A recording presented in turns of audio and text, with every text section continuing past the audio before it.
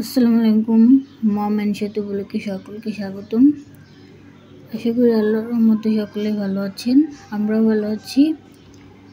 আজকের ভিডিওটি আমি এখান থেকে শুরু করছি।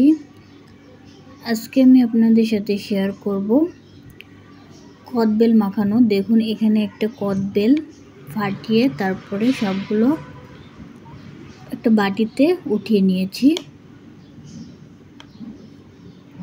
এখন হলো কদবেলের সিজন, সব জায়গায় কম বেশি কদবেল পাওয়া যায়।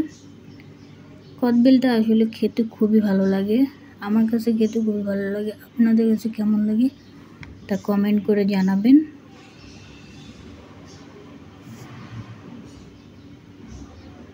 এখানে কদবেল মাখানোর জন্য প্রথমে মরিচের গুঁড়া নিয়ে নিয়েছি, খুব সামান্যই নিয়েছি।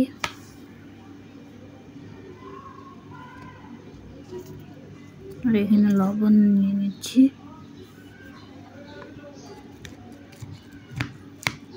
এখানে একটু ধনিয়া পাতা দিলে আরও ভালো লাগতো। এখন কদবেলটাকে ভালোভাবে মাখিয়ে নেব।